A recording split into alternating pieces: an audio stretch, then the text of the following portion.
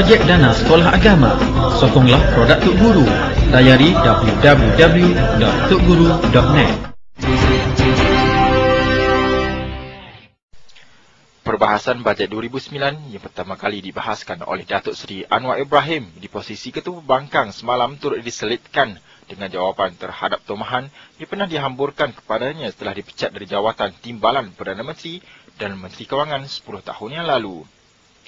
Antara yang mencuri perhatian adalah mengenai dakwaan yang mengatakan Anwar tunduk kepada kehendak IMF sewaktu krisis ekonomi pada tahun 1997 dan 1998. Perkara ini diimbau kembali oleh Ahli Parlimen Gombak Azmin Ali semalam. Kini Anwar telah kembali dan ini jawapan beliau. Terima kasih kepada Gombak kerana memberikan kesempatan untuk saya ulas. Pada tahun 1997-98 memang ada gejala dampak dari percobaan pelabur asing dan pengurus dana untuk mengambil kesempatan. Tapi tidak dapat disangkal dalam sebarang kajian bahawa kekuatan ekonomi kita juga rapuh. Puluhan bilion ringgit kekuatan dalam institusi keuangan dan bank dikuasai, dipinjam oleh 10 syarikat koroni. 70% daripada keuangan negara. Yang lain itu siapa? Hampas dan sampah. Sudah Yang Berhormat, Yang Dipertua, ini yang berlaku. Tetapi untuk mengelakkan daripada tuduhan itu, dia boleh jerit di belakang kerana tak berani bangun.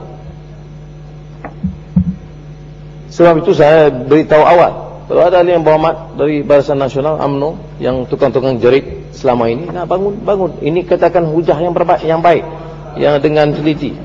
Tetapi kerana tidak berani, kerana terlibat daripada perompakan kekayaan semasa bapak-bapak berkuasa, mana berani bangun sekarang.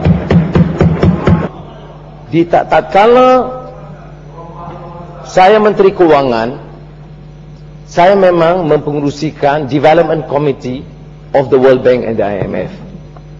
Apa keputusan kita ambil? Pertama, membatalkan hutang negara-negara paling miskin di Afrika yang disebut HIPC Initiative, Highest Indebted Poor Countries. Menggesa negara-negara dan bersama dengan Manmohan Singh dari India pada masa itu, Gordon Brown dari United Kingdom, mendesak supaya negara-negara Eropah dan Amerika membatalkan hutang. Kerana tanpa ada sikap yang sedemikian, mereka tidak mungkin bernafas semula. Pada tahun 1993, saya menulis kepada Bank Dunia selaku Menteri Kewangan menghentikan pinjaman dari Bank Dunia kerana keadaan belanjawan kita sudah seimbang pada ketika itu. Kalau tidak yakin, boleh semak dengan dokumen di Perbendaraan dan Bank Negara Malaysia. Kita menulis mengatakan kita tidak perlu lagi pinjaman dari Bank Dunia tahun 1993. Dan sayalah yang kemudian dihukum dan mengatakan saya ini bersama dengan Bank Dunia. 93 kita hentikan. Saya masuk penjara 98, 99 semasa saya di penjara. Menteri Kewangan pada ketika itu dan Kabinet menulis semula kepada Bank Dunia minta pinjam, dan Malaysia mula meminjam dari Bank Dunia pada tahun 1999, dan ini fakta yang tak boleh disangkal sesiapa. Yang berani jerit dari luar dan lapor dalam utusan Malaysia dan TV3 kerana tidak akan melapor kejahatan kita.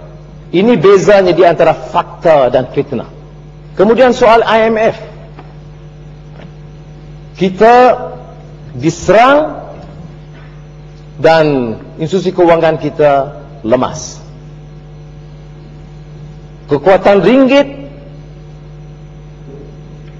terakis. Tidak separah rupiah di Indonesia atau baht di Thailand, tetapi cukup parah. Rundingan dengan IMF itu, siapa sekalipun Menteri Kewangan, termasuk Menteri Kewangan sekarang, apa yang disebut Artikel 4, menghendaki rundingan diadakan. Soal setuju atau tidak soal lain. Tetapi sekarang ini, dalam sistem kita sejak Tun Tan Siew Sin menjadi Menteri Kewangan, sampai sekarang artikel 4 itu diguna pakai, rundingan mesti diteruskan.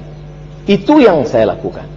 Tuan Yang Dipertua, kedudukan keuangan Malaysia pada masa itu tidak pernah sehingga kita menulis kepada IMF meminta rescue package dari IMF. Boleh cek rekodnya sekarang, kerana selama ini Dewan ini dibohongi dengan fitnah orang-orang yang korup untuk mempertahankan kuasa mereka. Sementara itu, Dewan juga digamatkan dengan keletah Anwar yang memberitahu Dewan bahawa Ahli Parlimen Batu Pahat, Muhammad Fuad Zarakashi, pernah mencium tangan Presiden PAS Tuan Guru Datuk Seri Haji Abdul Hadi Awang ketika di dalam PAS dahulu. Beliau bercakap demikian ketika mengulas mengenai pendirian Anwar yang kononnya menyokong ISA ketika menjadi panel bersama Abdul Hadi satu ketika dahulu.